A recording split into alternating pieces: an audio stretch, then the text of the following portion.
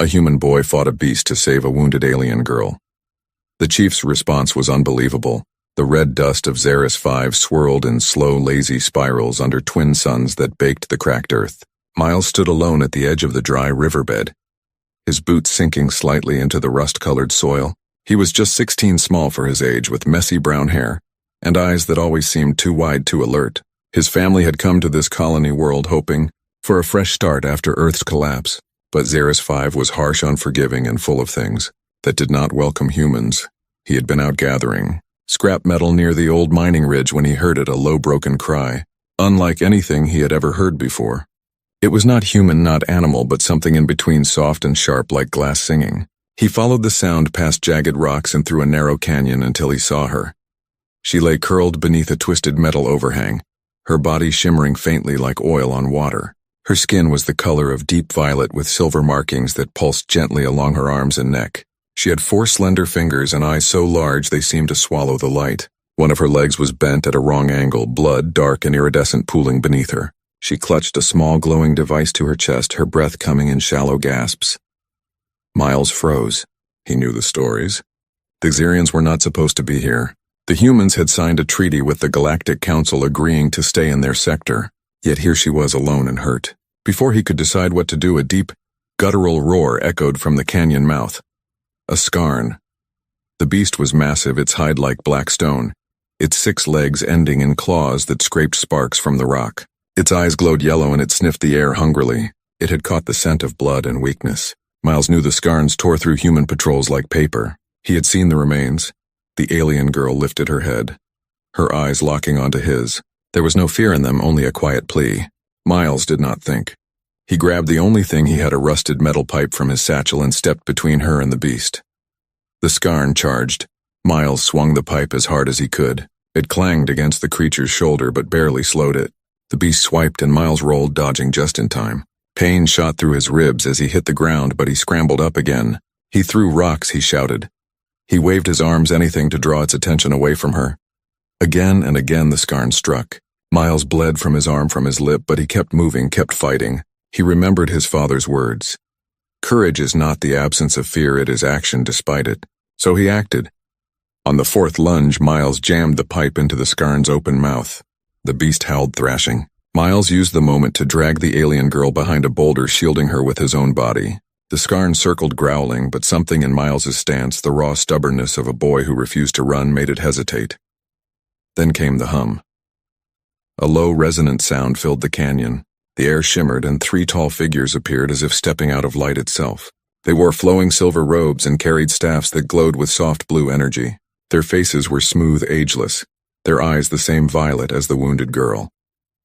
The scarn snarled once, then turned and fled. The tallest of the newcomers knelt beside the girl. He placed a hand on her forehead and she sighed, relief washing over her features. Then the figure stood and turned to Miles. "You are human?"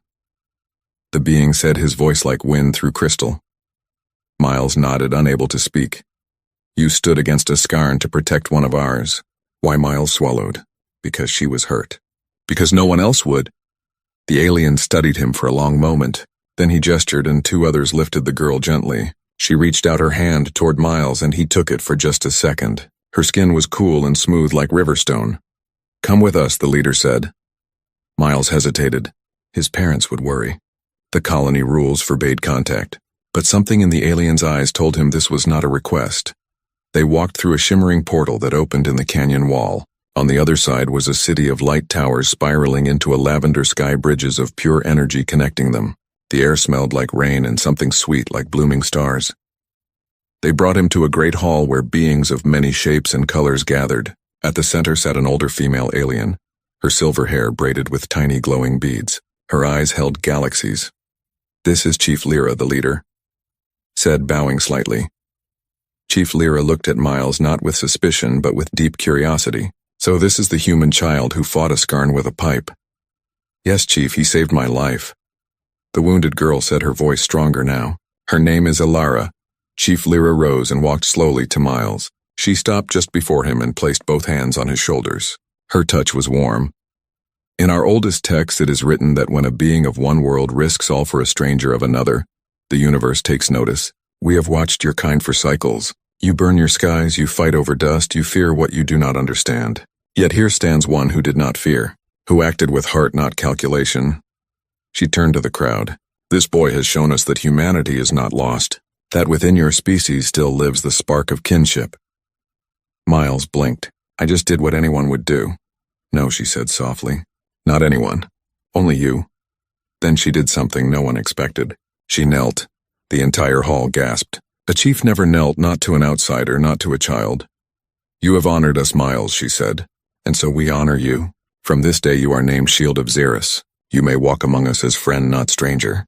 And should you ever call, we will answer. Miles felt tears well in his eyes. He had expected punishment, exile, maybe even death. Not this. Ilara limped forward and handed him a small pendant shaped like a spiral. It glowed faintly in his palm. Wear this, she said. It will always lead you home. As the ceremony ended and the crowd parted, Miles stood alone for a moment looking at the pendant. He thought of his parents waiting back in the dusty colony of New Hope. He thought of the scar in the canyon, the fear, and he thought of Ilara's eyes trusting him. Chief Lyra approached again. You may return to your people. But know this door is always open. Thank you, Miles, said his voice steady now. She smiled. Go then, Shield of Xeris, and carry our hope with you.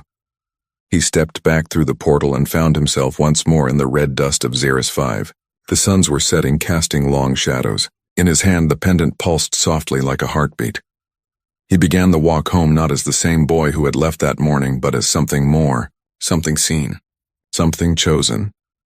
And far above in the lavender sky a single silver ship watched over him, its lights blinking like stars winking in approval.